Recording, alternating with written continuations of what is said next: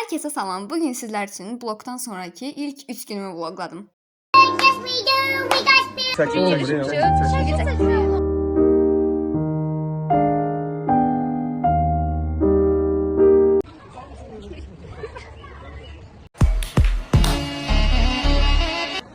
Yenə şəkil çəkə bilməmişik, and Allah. Saat neçədir? Hər neçədir? 2 saatdır bir şəkil çəkəm. Ay, günəş batdı.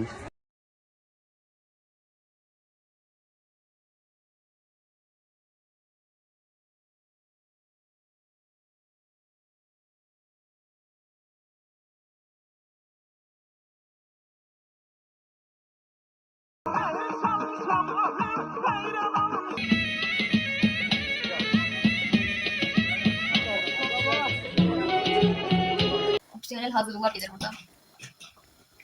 Ay bu sevmiyorum. Hamaratım diyen bad videosu. Aslında yanlış girəm çünkü bir. Evet. Sıraya yaparım. Sıraya nəsə sosuna baxar. Ben bunu daşıyacağım da yani düşünebilirsin. Bir de Hakikaten yani bayağı bir müddətdir ki heç bir şey falan görmürəm daha. Çünkü yani mamam da qoymur bir şey tərcih falan.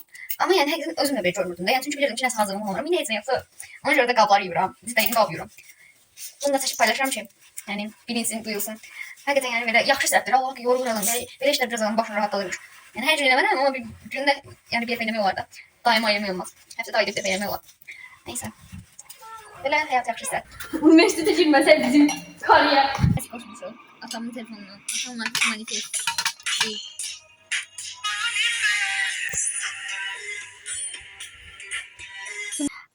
Ay dede dostlar çeyleğiyle çay içiyor.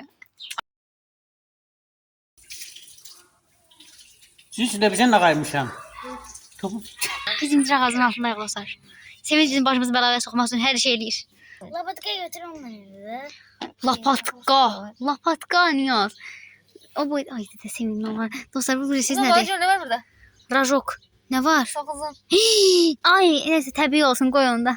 Torpağın mühümlüklüyündən xəbər verir. Çünki torpağı havalandırır soxulcanlarda eşya açaraq. Onu gördüğüm mükemmel sakızın eşeği. Soxulcan eşya. Dostlar Sevinç gül əkib. Oğurlar niyə təmiz olur bilirsən? Çünki polislər onları yaxalayır. Ey. Malsan. Alim yeriyəndə nə olur? Ne olur? Olimpiyada. İyi dedece.